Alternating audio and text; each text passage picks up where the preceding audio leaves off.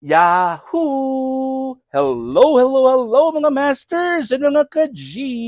Good morning, good morning, good morning, good morning po sa inyong lahat dyan na sa Pilipinas at sa buong Asian countries.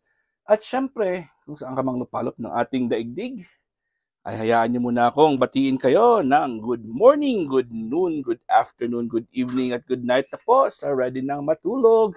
At syempre, hingin ko muna ang inyong 12 minutes para sa ating All About G, the Green Girly Cutie Patuti Iguana Daily Vlogs. And ay araw ng Martes. At dahil araw ng Martes na naman, tayo'y merong Premier Marathon sa ating bahay kulitan. At ini-invite ko na naman po kayong lahat sa bahay kulitan. Alauna ng hapon, mag-uumpisa po ang ating Miss Ann Hombre Vlogs. Followed by 4 o'clock p.m. ang ating Inday Ana Vlogs. Ang Inday Ana Vlog lang pala, wala siyang S sa huli. And ang ating last batch, 7 to 9, ang ating Doc Zenaida Portion Kula. Ayan po, at magkasiyahan at mag-enjoy na naman tayo sa ating mga premieres mamaya. At tulong-tulong lang po tayo para tayo ma-promote at tayo dumami pa yung ating mga bagong kaibigan. So ngayon po ay tayo magbibigay na ng pagkain sa ating G. Siyempre, ito na yung kanyang bowl na para sa kanyang fruits. At siyempre meron tayong hinugasan na ng kanyang raspberry. Yung raspberry ng G natin, no? Ayan, bagong-bago yan. Pero ilang araw na kasi nakikikain na rin po ako, kami ni daddy ko. So kinakain din namin yan. Ibig sabihin, malinis na malinis po kasi kinakain namin, kinakain na ng G natin. So, maglalagay po tayo ng raspberry po sa kanyang lalagyanan. Nahugasan ko na po, dito ko po linagay sa tubig. At for now, ay para po ay malinis po siya talaga, ay inuhugasan natin. O, di ba mga masters and mga ka-G, kailangan talaga malinis yung G natin. Kasi si G natin ay, ano yan, spoiled.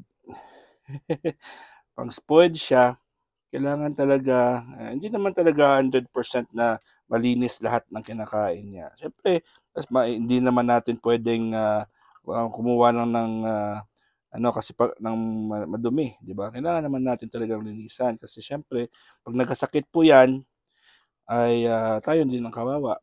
Pero alam ko naman kasi as a nurse, as a medical practitioner po, alam kong kailangan din nating i-expose sa madumi. Kaya madumi naman yung ano niya, siyempre yung bahay niya malinis, pero kung minsan ay pag may nahulog, kinakain niya rin. Eh, siyempre, di ba? Kung nahulog sa ilalim, kakainin niya rin yun. Ayan. So, pero tinatanggalan po natin yung mga molds kasi hindi mo talaga maiwasan. May mga molds po yung raspberry sa loob. Yan ang pinaka-importante. Right, so magbibigay na po tayo ng kanyang raspberry. Ito po. Ilalagay natin yun sa bandang huli dyan sa gilid. Saan tayo paglagay natin? Diretso na yan agad si G natin. Ayan. Ayan, pati yung kakainin niya yan. Pati yung bowl niya, kinakain niya. Kinakagat niya po yung kanyang bowl. Ayan po. Alam na lang G natin yan. Very nutritious kasi yung raspberry. Kaya yung napili natin. Kasi maganda talaga yan. Hindi siya mataas sa sugar. At hindi naman siya delikado. Maganda pa siya sa kidney, sa mata. At syempre, vitamin C at calcium. May calcium din po yan. Yan. So, may itsura ng G natin, masters. Nag-i-enjoy talaga yan. Basta pula ang kinakain niya. It's either watermelon or raspberry. Super enjoy talaga yung G natin. Na mo yung itsura niya. Parang pinabayaan. Parang kumain po siya ng ng insect, ng buhay na pagkain with dugo. Raspberry po yan mga masters, hindi po yan hindi po yan dugo. Hindi po kumakain ng si G natin ng tawag dyan, insekto or ng live na feeds. Right, huwag kayong matakot, raspberry lang yan, hindi yan dugo. Pwede na si G natin sumali sa horror contest. Diba? Godzilla 8. Sinong kalaban ni Godzilla? Ayun, tingnan mo ang itsura niya. Ayan, siyempre kukunin natin yan, papahiran natin mamaya yan pag Tapos na po siyang kumain. Kakain lang po yan, mababait din ng G natin. Kakain lang po yan kasi syempre alam niyo naman na itong oras na to ay pinapakain po siya. Wala naman siyang ibang gagawin sa buhay niya kundi po ay mag-enjoy at kumain at ano lang, yun lang. Yun ang role ng G natin sa buhay niya. Eat, sleep. Oh, wag lumabas, wag lumabas. Sabi ni Kim Chiu, bawal lumabas, bawal lumabas, bawal lumabas, bawal lumabas. Ayun. Kakain lang pala. Ikot-ikot lang pala at kakain. Yun ang palang style ng G natin. Pero ayun mo, tatakbo yan. Ayaw niyang mapagalitan ni Daddy. Kaya yun po. Alright, mga masters and mga ka-G, anong balita po sa inyong lahat dyan?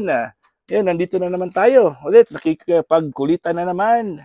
At masaya, di ba? Masaya lang talaga pag masaya ang ating mga kasamahan. Di ba? Wala naman tayong ibang gagawin dyan, kundi tayo magtatanggal ng stress sa ating buhay. At papakita ko po sa inyo, mga masters at mga ka-G, ang ating ginawa, yung ating na-breed po nating tawag dito, yung na-breed natin na fruit flies. Ayun na po, ang dami na po nila, oh. Ang dami na pong fruit flies. Ayan, sila na po yan. Yan na po yung bagong batch natin. Ako po yung nag-breed niyan. Ayan. Buhay na buhay po yan, mga masters, oh. Tingnan nyo, oh. O, di ba? O, wala na tayong binili. O, meron pa siya ng oh. Ayan, oh. Magtutubo pa yan. Ayan. O, di ba? Ito naman ay calcium powder po yan. Maraming pang buhay yan sa baba. Ayun, kita nyo yung mga niya. Mga caterpillars niya, oh. O, di ba? Oh, ganda, no? Ito, sariling cultivation na po natin ito. Oh, di ba? Wala na po tayong binili. At syempre, happy din yung ating alaga kasi siya ay meron sarili niyang pagkain. Hindi po siya nauubusan. Ang ating alaga. Alright, so ano po yung ating pag-uusapan ngayon, mga masters, mga ka-G? Ayun po, alam naman natin na, di ba, tayo po ay nagtutulong-tulong lang. At ang purpose ng Master Worm natin, na ating All About G, is ipakita ang ating G, reflex ang ating G. At syempre, ay magtuturo, magbibigay tayo ng mga health lectures, mga ibang personality development lectures, kung ano-ano pa pong pwede nating i-discuss. O, di ba? O, di ba? So, ito na po yung ating yan, nandito na po siya, oh. Ating Texas Banded Gecko. Ayun, ang laki na po niya, oh. Ayan na po siya. Nalabas-labas na rin po siya. Yan. O, G, oh, here's your little sibling. Yan, nakatingin po si G. Oh. Nakatingin po si G. Sabi ni G, ano ba yan? Gumagalaw yan.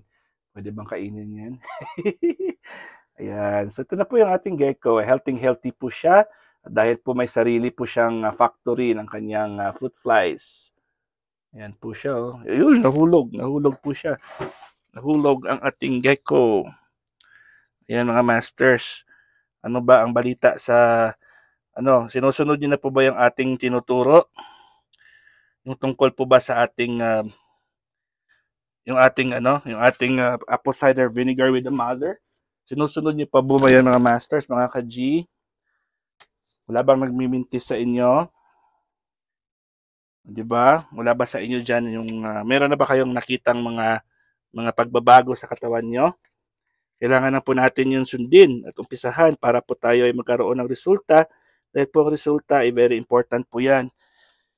Hindi po tayo pwedeng mag-shortcut. Di ba? Hindi po tayo pwedeng mag-shortcut at pwedeng mag-expect lang po ng miracles na bigla tayong gagaling sa ating mga sakit kung hindi tayo mag-take ng action. So, ito na po yung kanyang bahay. Dito po siya, oh. Yan. So, gustong-gusto niya po yung setup ng kanyang bahay. Yan. At sa gabi, nilalagay ko lang po yung kanyang, yung kanyang itim na parang taguan niya para po siya po ay makatulog. May tinataguan po siya.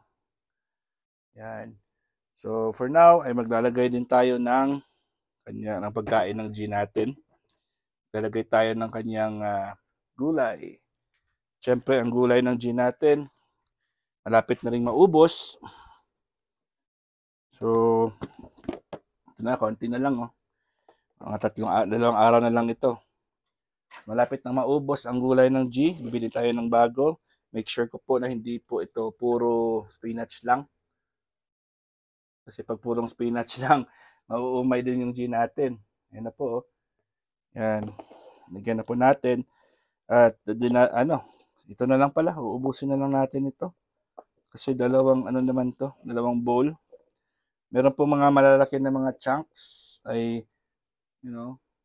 tinatapon ko yan. Pero kung minsan ay nasasali, hindi ko lang alam kung nakakain po ni G natin yan. Galing po yan sa collard greens. May collard greens kasi na mix yung isa na linagay natin. Gino. Yan na. Lalabas ata ang G natin. May balak atang lumabas ang G. Bawal lumabas. Baka ikaw ay madulas. Alright mga masters at mga ka-G, hanggang dito lang po tayo ha. At wala na pala tayong time mag-lecture kasi 12 minutes lang talaga yung pwede natin na ilagay para sa ating All About G. Kasi noon po ay abot tayo ng 15 minutes. Kaso pinapasok po natin ito sa ating Premier Marathon. Kaya hindi ko na lang pinapaabot ng 15 minutes. So maraming salamat po. At kita-kits tayo sa ating Premier Marathon mamaya. And God is great! Hindi pa pala tapos. Meron pa tayong 12 minutes at 12 seconds. I love you so much. At maraming salamat. Pakisugod din lang po mga nagla-live ngayon. Love you all. This is your one and only Master Worm. God is great. Yahoo!